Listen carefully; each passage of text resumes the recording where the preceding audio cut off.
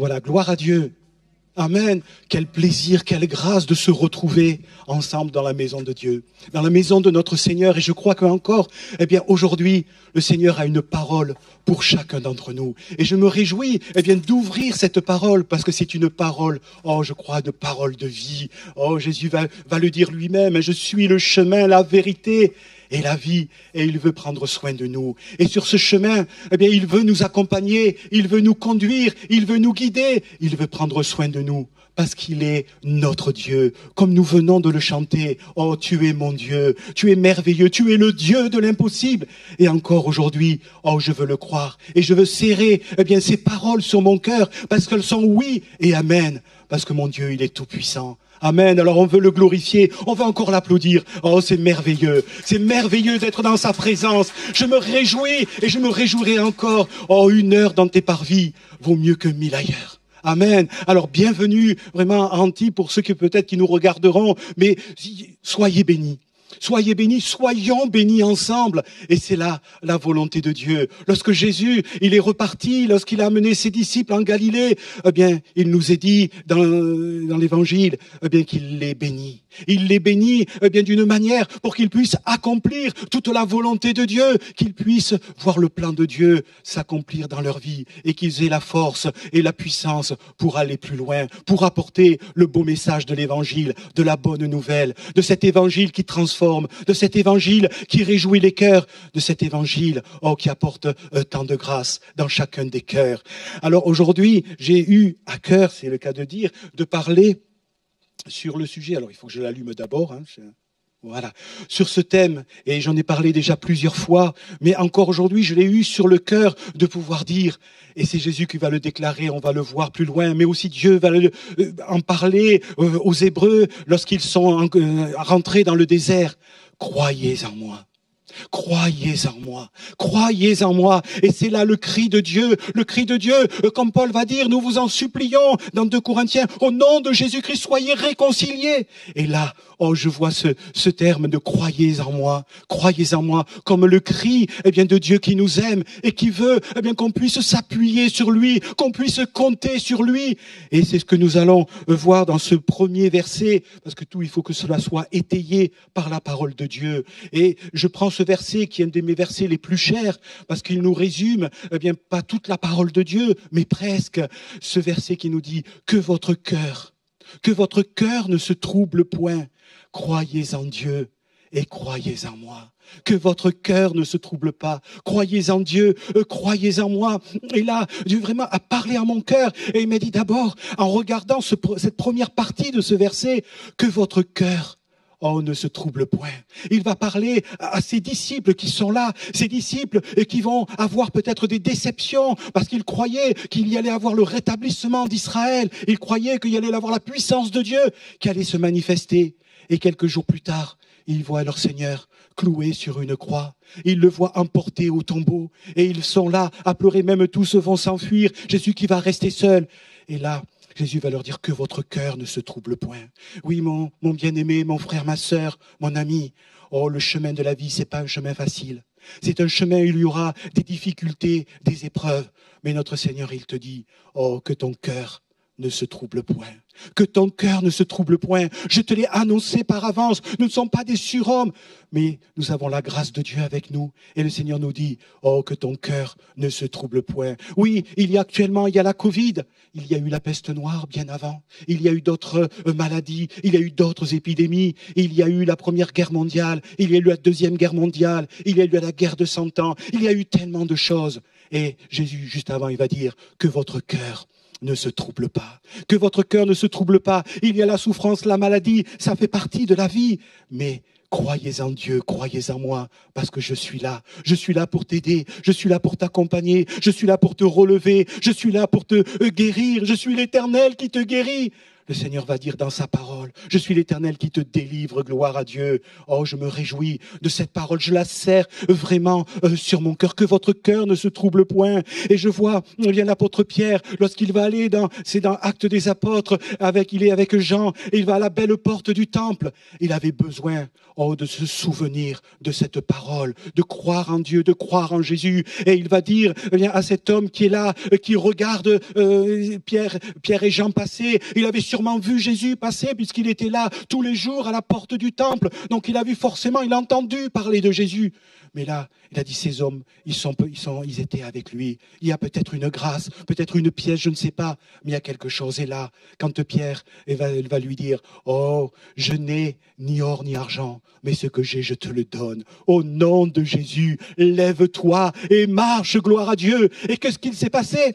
Le miracle de Dieu s'est réalisé. Parce que les disciples, Pierre et Jean, ont cru à la grâce de Dieu. Ils ne se sont pas laissés troubler, mais ils ont cru en Dieu. Ils ont cru en Jésus, qui est le même hier, aujourd'hui et éternellement. C'est ce verset dans Hébreux au chapitre 13 et au verset 8. Oui, Jésus-Christ, il est le même hier, aujourd'hui, éternellement. Et aussi, de la part de Dieu, il le savait, puisque Jacques va dire, toute grâce excellente et tout don parfait descendent d'en haut, du Père des Lumières, chez lequel il n'y a ni changement, ni ombre de variation. Amen. C'est lui, mon Dieu, c'est lui qui ne change pas, qui est le même, qui a agi hier, qui a agi aujourd'hui et qui agira encore demain. Alors que votre cœur, ne se trouble pas par les différentes circonstances de la vie. Et là, je pense à mes frères et sœurs qui sont en Chine, d'autres qui sont en Inde, qui subissent la persécution, qui subissent des choses,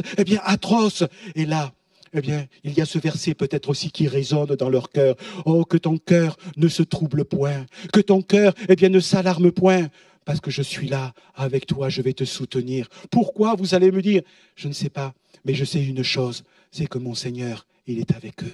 Il est avec eux comme il était avec Pierre. Lorsque Pierre a été emprisonné, après les miracles qu'il a fait, il va se retrouver en prison avec Jacques. À Jacques, on lui coupe la tête et il va lui dire, ça y est, c'est fait pour moi. Demain, c'est mon tour, on va me rétrécir un petit peu, de quelques 20 centimètres.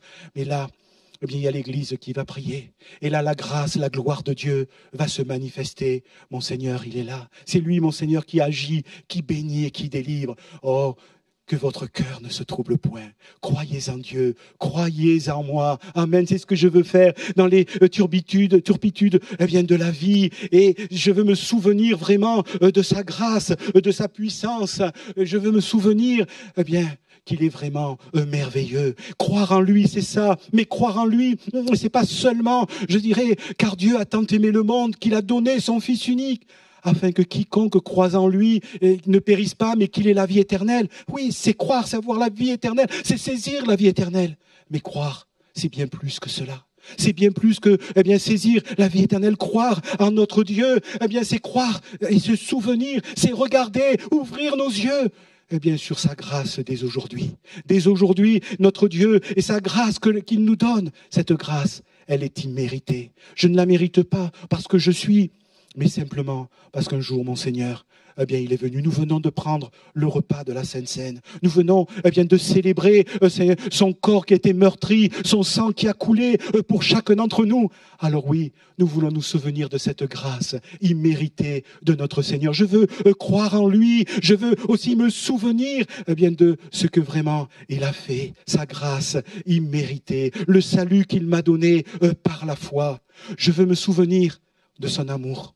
Je veux me souvenir de son amour. Je veux croire en l'amour de Dieu pour chacun de vous, mais aussi pour moi. Je veux croire en cet amour qui pénètre au plus profond de mon cœur. Lorsque je suis dans la tristesse, lorsque je suis dans la peine, il est là.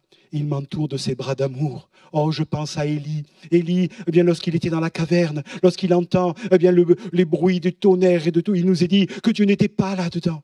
Mais après, quand il a entendu, ce bruit, ce souffle doux et léger, ce souffle qui l'a entouré, il est sorti de son manteau. Et je vois, la grâce et l'amour de mon Dieu qui va l'entourer. Comme le Seigneur veut nous entourer, de ses bras d'amour. Il veut nous entourer, sur la croix. C'est vrai, les deux bras, ils sont comme ça.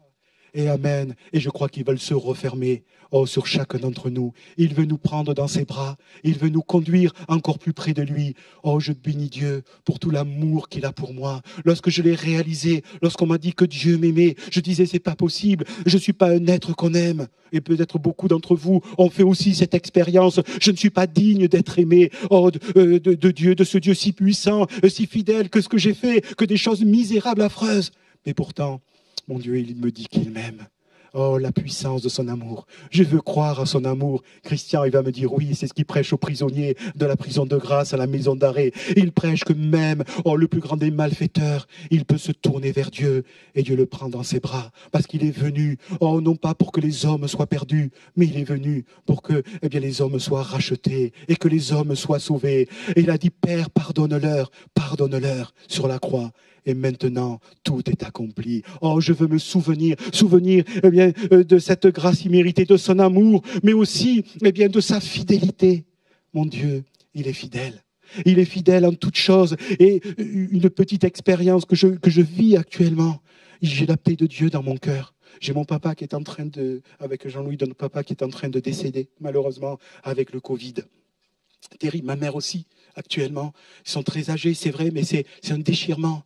Mais mon Seigneur, il est fidèle parce qu'ils vont partir dans la gloire de Dieu. Parce que mon père, qui me disait toujours, Daniel, moi je ne crois pas, j'ai donné mon âme au diable. C'est dur, c'est dur. Et il voyait notre témoignage, Jean-Louis de moi. Et pourtant, il était dur. Il était dur de ce côté-là. Il faisait sa vie. Et là, ces dernières semaines, j'ai pu prier avec lui.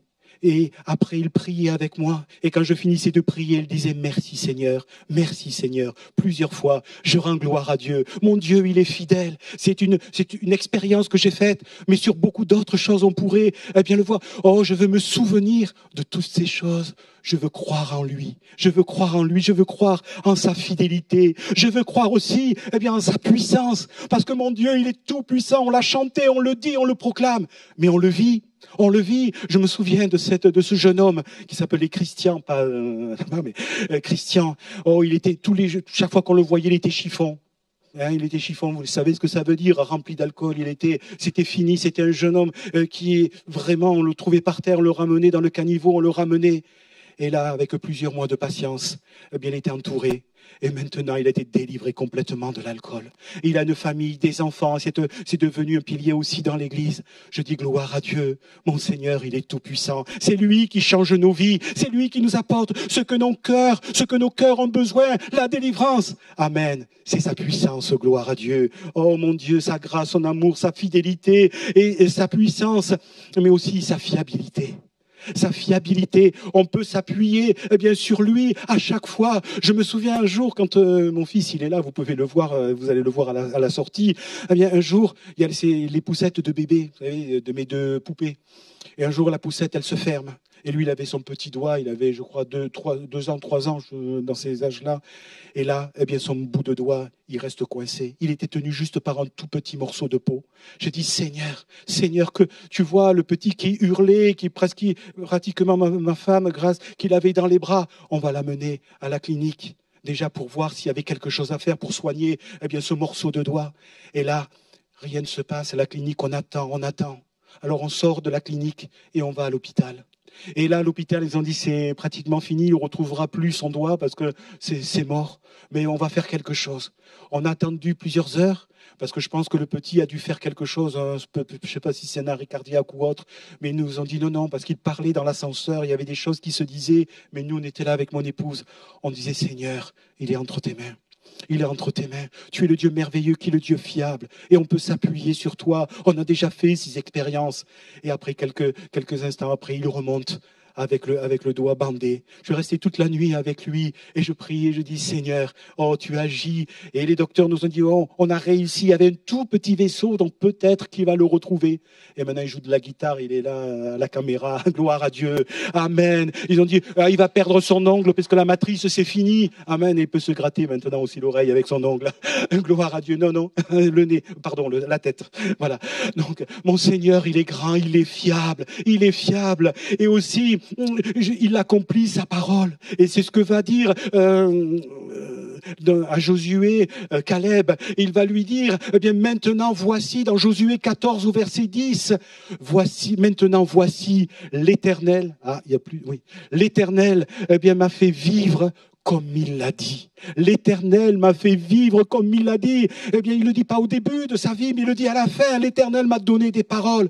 Elles se sont accomplies. Quand Dieu nous donne une parole, elle s'accomplit. Jean-Pierre, quand Patrick, qui est là, je salue, que Dieu vous bénisse en plus.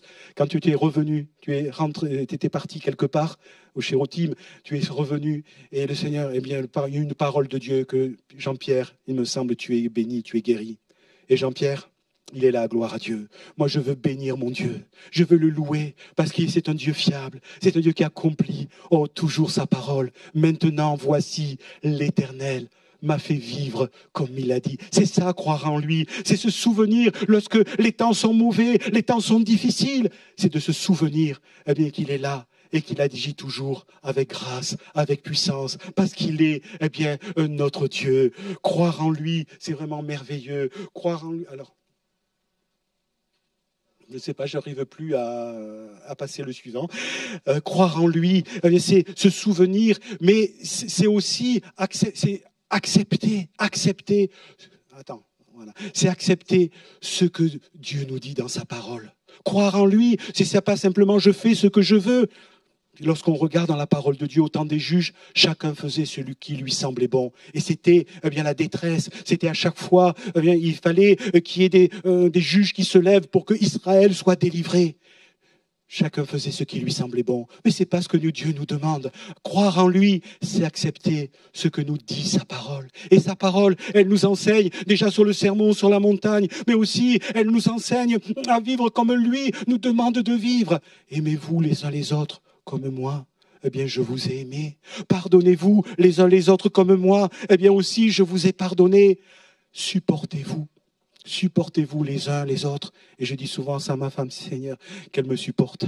Seigneur, aide-moi à accepter ce que Dieu dit. Aide-moi à aussi, dans ta parole, à ancrer toutes les promesses qui sont comprises, toutes ces paroles qui sont comprises dans ta parole. Aide-moi à les ancrer en moi, à les ancrer dans mon cœur, à les ancrer dans mon âme, pour qu'au jour qu'il faut, je puisse me souvenir de ces paroles extraordinaires et merveilleuses que tu veux me dire, que tu m'enseignes. Croire en lui, c'est aussi marcher dans ses voies. C'est comme accepter ce que Dieu dit, mais marcher dans ses voies. Seigneur, et il y avait toujours ce livre qui est paru, et que ferait Jésus à ma place? Que puis nous puissions nous poser cette question. Je veux marcher dans tes voies, Seigneur. Aide-moi aussi à apprendre à être comme tu le désires. Marcher dans ses voies, croire en lui, c'est aussi l'aimer passionnément, l'aimer de tout notre cœur. Seigneur, tu as la première place dans ma vie, tu as la première place dans mon cœur, et quoi qu'il arrive, mes yeux se tournent vers toi, parce que je sais en qui j'ai cru, je sais que tu es, l'Éternel Dieu qui règne à jamais, que toutes choses sont entre tes mains, que mes destinées sont entre tes mains, que ma vie est entre tes mains. Alors Seigneur, oui, je veux t'aimer de tout mon cœur, de tout mon être. C'est ça, croire en Dieu. Croire en Dieu. Alors, il y a aussi cet autre verset qui m'a marqué, parce qu'on est toujours dans le fait de croire dans Nombre, au chapitre 14 et le verset 11. C'est avec l'exemple du peuple de Dieu, d'Israël. Et j'ai marqué doute ou incrédulité. C'est Dieu qui va parler. Et il va dire, alors j'ai pris juste un petit passage, « Jusqu'à quand ne croira-t-il pas en moi ?» Il parle du peuple. « Malgré tous les prodiges que j'ai faits au milieu de lui. Jusqu'à quand ne croira-t-il pas en moi, malgré tous les prodiges que j'ai faits au milieu de lui. » Et là, ces paroles ont été dites lorsque les 12 espions vont revenir. Lorsque les 12 espions vont revenir, ils vont être là, et un petit peu défaits dans le sens de dire, oui, mais il va y avoir on ne peut pas aller dans ce pays promis, parce que là, vraiment, il y a des géants, il y a des difficultés. Et là, on est coincé. Qu'est-ce qu'on va faire? Si nous étions encore en Égypte, peut-être, nous aurions encore à manger, nous aurions encore des bonnes choses. C'est terrible. Et là, pourtant, le Seigneur s'était manifesté au peuple d'Israël. Qu'est-ce qu'il avait fait? Ils étaient 70 avec Jacob lorsqu'ils sont partis de Canaan pour entrer en Égypte. 70. Ils vont sortir par la mer Rouge. Ils sont 2 millions environ.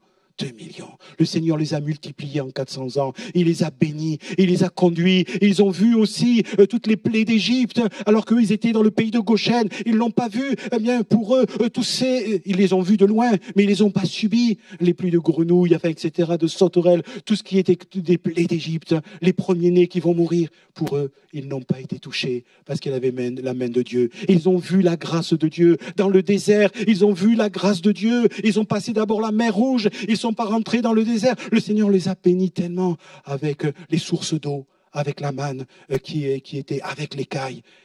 Jusqu'à quand ne croiront-ils pas en moi, malgré tous les prodiges que j'ai faits au milieu de lui? Et là, je me suis dit, Daniel, regarde, eh bien, est-ce que toi, tu es pas souvent comme ça? Tu regardes derrière et tu dis, oui, c'est vrai, l'Éternel m'a béni, mais est-ce qu'il est encore capable de le faire? Est-ce qu'il est encore capable? Est-ce qu'il va vouloir le faire? Est-ce que je peux m'appuyer sur lui? Est-ce que je peux compter sur lui?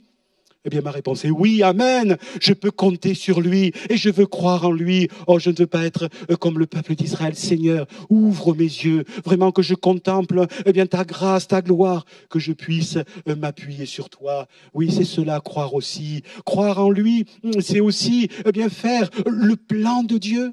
C'est faire aussi le plan de Dieu, Seigneur, que ma vie, elle soit en toi, que je puisse accomplir tout ce que je dois accomplir. Et là, lorsque je vois le plan de Dieu pour Jérémie chapitre 1er, du verset 4 au verset 10, vous pourrez le lire à la maison. C'est Dieu qui va dire, avant que je t'eusse formé dans le ventre de ta mère, je te connaissais. Dieu nous connaît. Je te connaissais. Amen. Plus loin, il va dire, maintenant je t'ai établi prophète des nations. Il va dire, ne crains pas ces nations, ces royaumes, car je suis avec toi pour te délivrer. Ça veut dire que tu vas être prisonnier, mon gars. Mais je suis là, pour te délivrer. Amen. Aujourd'hui, je t'établis sur les nations pour que tu arraches, pour que tu construises, pour que tu bâtisses, pour que tu plantes. Et là, que se passe-t-il? Quelques décennies plus tard, je le retrouve au fond d'une citerne, en train de s'enfoncer dans la boue. Et là, je le retrouve bien prisonnier, je le retrouve maltraité. Et je dis, Seigneur, après le waouh de la déclaration de Dieu, du plan de Dieu, tu vas planter là, oui, tu vas planter des pissenlits par la racine dans la citerne. Non. Le Seigneur ne l'a pas oublié. Il a accompli le plan de Dieu pendant toute sa vie. Et quoi qu'il a été, il a été fidèle à Dieu. Il a continué à croire en ce Dieu de grâce. Oh, que votre cœur ne se trouble pas. Croyez en Dieu, croyez en moi. Que dire encore du prophète Ésaïe? Il a bien commencé, il a prophétisé sur l'évangile de l'Ancien Testament, Ésaïe. Et de là, Thibaut nous a fait une super étude sur tout le livre d'Ésaïe. Et de là, on voit la fin d'Ésaïe, scié en deux. L'histoire nous dit scié en deux.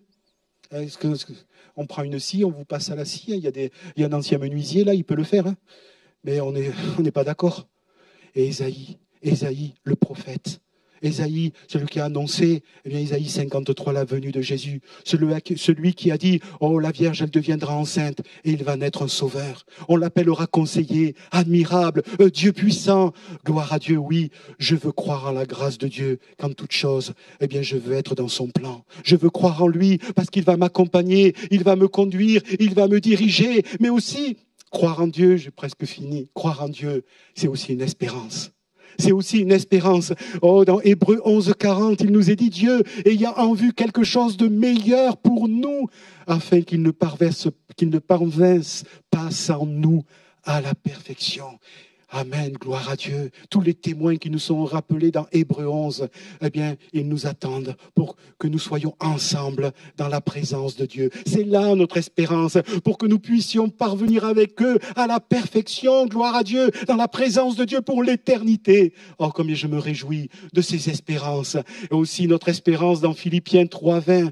Mais notre cité à nous, elle est dans les cieux, d'où nous attendons aussi comme sauveur le Seigneur Jésus-Christ. Oui, nous sommes citoyens des cieux, citoyens français ou autres peut-être, mais citoyens des cieux, ça sûrement. Parce que ce n'est pas par nous-mêmes, mais c'est parce que Jésus, il est venu Et il a tout accompli sur la croix du calvaire. Amen. C'est ça, eh bien, croire aussi. C'est une parole, eh bien, d'espérance. Mais aussi croire en lui, c'est pouvoir avancer. Seigneur, je veux courir avec persévérance. Hébreux 12:1. Avec persévérance dans la carrière qui nous est ouverte, ayant les regards sur Jésus, le chef et le consommateur, eh bien, de notre foi. Oui, courir avec persévérance, mais ça veut dire aussi courir avec patience et avec constance. Patience et constance. Ces deux cousines, mais on les aime pas trop. Patience. Ma grand-mère, elle me disait toujours, patience, patience. On essayait toujours d'avoir le goûter avant ou autre, mais non, patience. Il faut attendre, patience. C'est pas le fort de l'homme ou de la femme, de l'humain.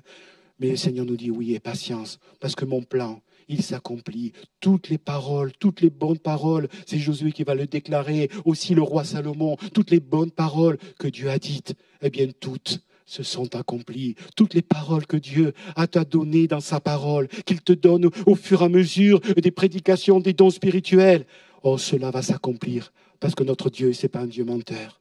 Il n'y a en lui ni changement, ni ombre, eh bien, de variation. Ensuite, c'est la dernière chose que je vais encore vous tenir quelques secondes.